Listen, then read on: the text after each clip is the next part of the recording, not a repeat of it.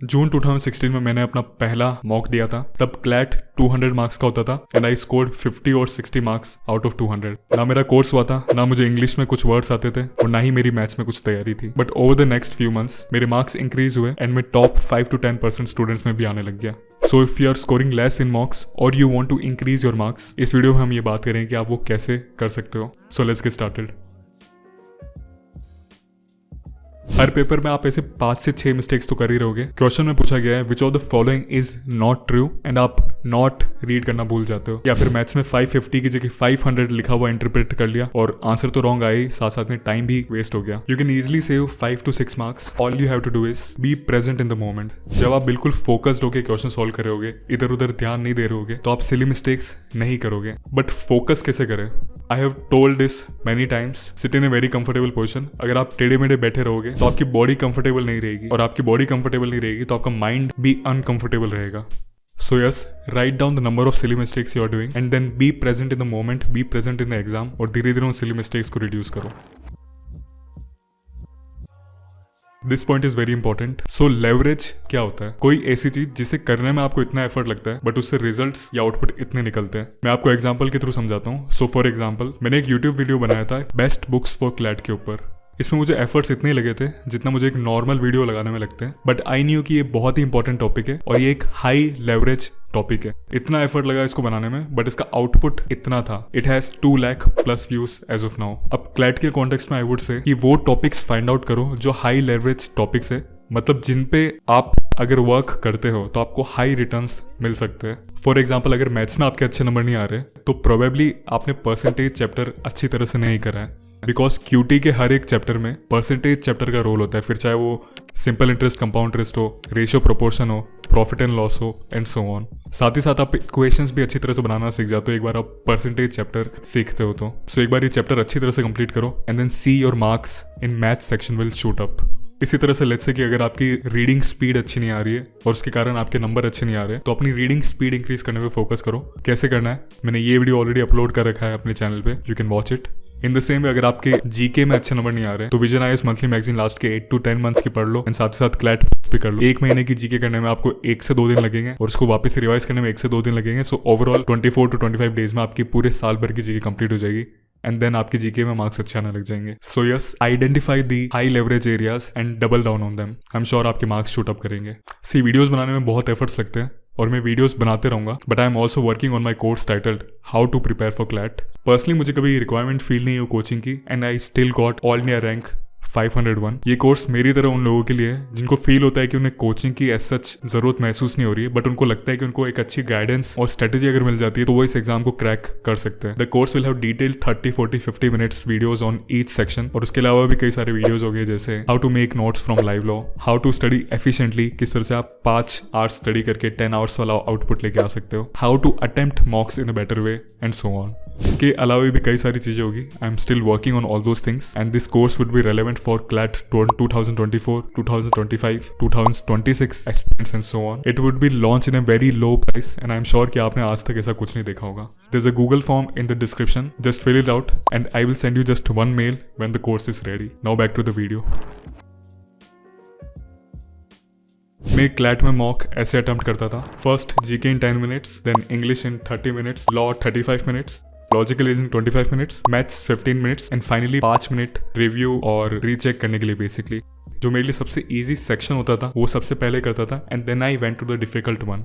पहली चीज, आपको अपने हिसाब से बनानी है स्ट्रेटेजी मैक्सिमम स्कोर करने के लिए। And second thing, don't fight battles with questions. मतलब अगर आपने किसी क्वेश्चन के लिए 1 मिनट अलॉट कर रखा है बट उसमें 2 मिनट्स हो गए और अभी तक वो सॉल्व नहीं हुआ है, then just leave that question and go to the next one. उसे आप बाद में सॉल्व कर लेना, बिकॉज लेट्स से आप उसे 3 मिनट में सॉल्व कर भी लेते तो उससे आपको ओवरऑल कितने मार्क्स मिल जाते? 1 मार्क। उसी जगह आप 1 मिनट में वो फर्स्ट क्वेश्चन आपसे सॉल्व नहीं हो रहा था, आप उसको लीव कर देते एंड बाकी के 2 मिनट्स में आप 2 क्वेश्चन सॉल्व कर लेते और ओवरऑल जहां पे आपके केवल 1 मार्क आ रहे थे 3 मिनट के अंदर 2 मार्क्स लेके आते। क्लैट आते आते मैंने इतने सारे मॉक सॉल्व कर लेते कि बैक इन द माइंड में समझ जाता था कि अच्छा यहाँ पे थोड़ा ज्यादा टाइम लग रहा है, let's move on to the next question. और बहुत ही स्विफ्ट हो गया था मैं इस तरह से सेल थ्रू करने में क्वेश्चंस में। ये प्रैक्टिस के साथ होगा, बट धीरे धीरे आप सीख जाओगे बैटल्स नहीं लड़ना क्वेश्चन से और आप ज्यादा स्कोर कर पाओगे मॉक्स में। 2 आवर्स लग रहे हैं मॉक सॉल्व करने में, अब आपको 2 से 3 आवर्स लगाने चाहिए कम से कम उसको एनालाइज करने में। कैसे करते हैं एनालाइज?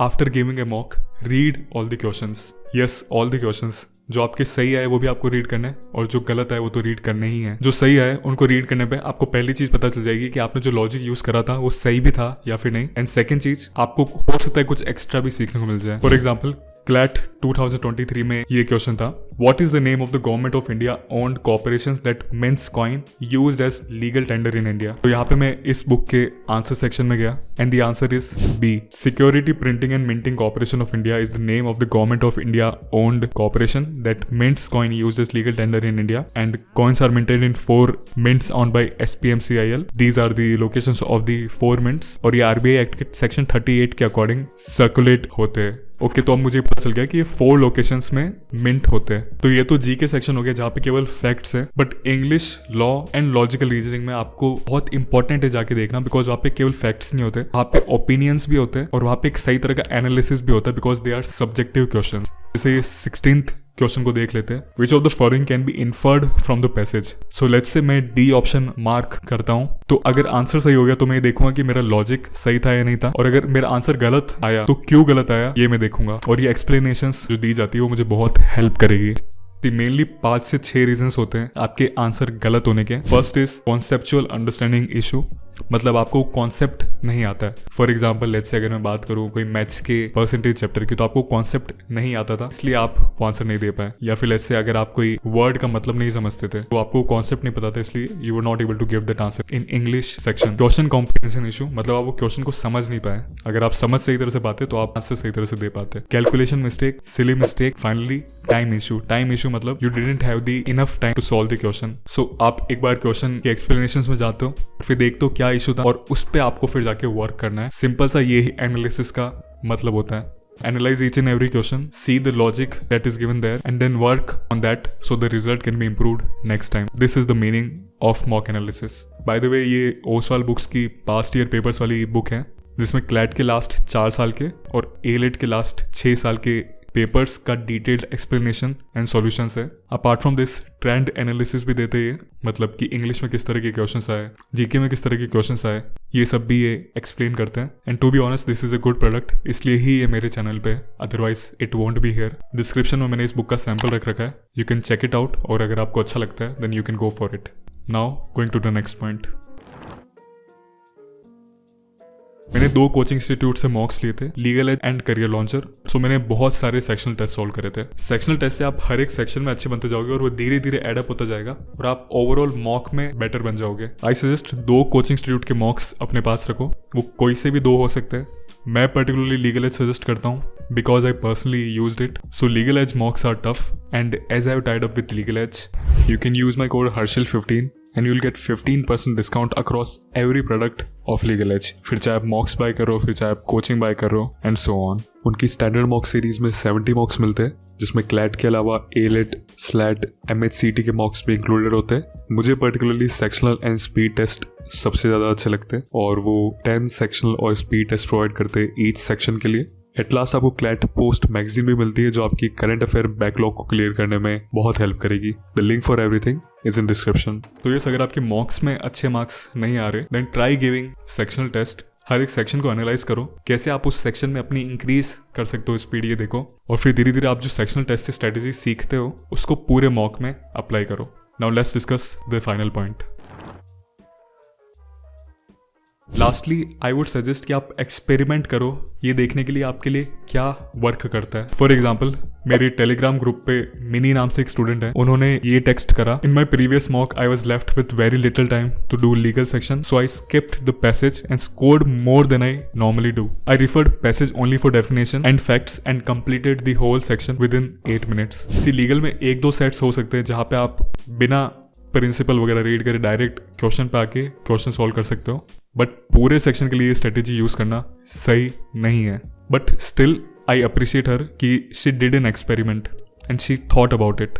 प्रैक्टिस अगर वो करेगी तो धीरे धीरे उन्हें समझ में आने लग जाएगा कि किस सेट में पूरा का पूरा क्वेश्चन रीड करना है, पूरे के पूरे प्रिंसिपल रीड करना है, और किस सेट में मैं डायरेक्ट क्वेश्चन रीड करके आंसर कर सकती हूँ। सो अगर आपकी करंट स्ट्रेटेजी वर्क नहीं कर रही है तो मैं सजेस्ट करूंगा कि आप एक्सपेरिमेंट करो। हो सकता है you land up with the best strategy yourself. Having said that, this is all from my side. Please अपने डाउट्स कमेंट सेक्शन में पोस्ट करो। Do fill the form in the description and do check out the other links also. Thanks a lot for watching this video till the end. Have a great day.